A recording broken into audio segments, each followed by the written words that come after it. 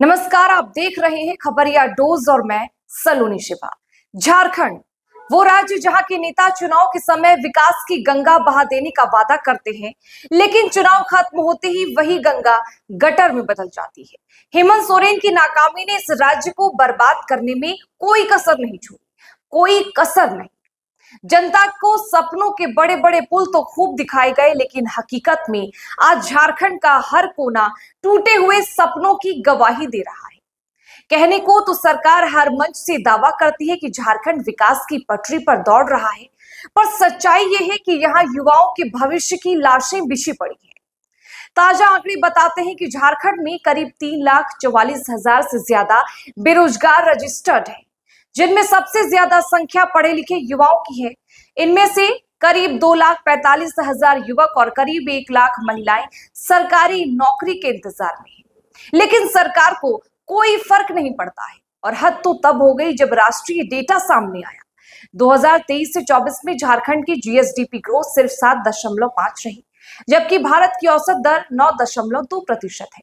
मतलब झारखंड की अर्थव्यवस्था देश से काफी पीछे चल रही है।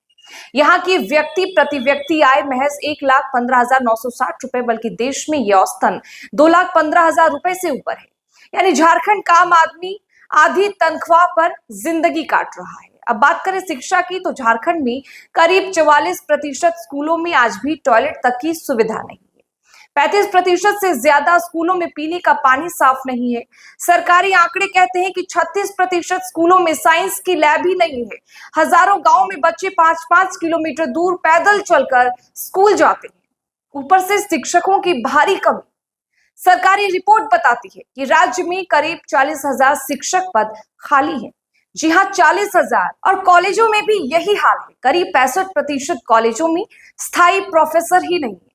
फिर सोचिए, इस झारखंड का युवा कैसे डॉक्टर और इंजीनियर बनेगा। अब जरा किसानों के दर्द को सुनिए। झारखंड की करीब 80% आबादी खेती पर निर्भर है, लेकिन यहाँ सिंचाई की व्यवस्था का आलम यह है कि केवल 19% खेतों तक ही नहर या पाइपलाइन से पानी पहुंचता है, और बाकी के किसान आसमान की ओर देखता है। बरसात होगी तो फसल होगी, वरना कर्ज में डूबकर मौत होगी। और जब खेत बर्बाद, रोजगार गायब, स्कूलों में मास्टर साहब ही नहीं, तब जनता का ध्यान भटकाने के लिए सरकार ने नया तमाशा शुरू कर दिया, मैया सम्मान योजना। और मजे की बात यह है कि जनता उसी में गदगद है, फूले नहीं समा रही है। लोग भूल गए हैं कि उन्होंने सिर्फ अपना वोट नहीं बेचा है, बल्कि अपने बच्चों का भविष्य भी गिरवी रख दिया है।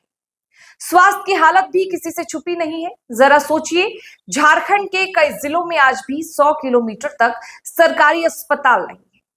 आदिवासी इलाके में एक डॉक्टर पर 8,000 मरीजों का भार है। डॉक्टर नहीं, दवाई नहीं, एम्बुलेंस नहीं, और सरकार कागजों में मेडिकल क्रांति दिखा रही है। यही है झारखंड की असली कहानी, जहां खेत सूखे पड़े हैं, फैक्ट्रियां बंद पड़ी हैं, स्कूल मास्टर के इंतजार में है, और अस्पताल डॉक्टरों के लिए तरस रही है। और इन सबके बीच सरकार बस मंचों पर माइक पकड़कर वाहवाही लूट रही है। अब वक्त आ गया है आंखें खोलने का। ये मत सोचिए कि आपको क्या मिला, सोचिए कि आपके बच्चों को क्या मिलेगा। क्योंकि अगर हालात ऐसे ही रहे तो वो दिन दूर नहीं जब झारखंड के नौजवान दर दर फिरेंगे, भटकेंगे, और हाथ में डिग्री लेकर भी मजदूरी करते मिलेंगे। तो अब इस वीडियो पर आपकी क्या राय है, कमेंट बॉक्स में हमें जरूर बताएं। साथ ही आपने अभी तक अगर हमारे चैनल को सब्सक्राइब नहीं किया है तो जल्द से जल्द सब्सक्राइब कर लें।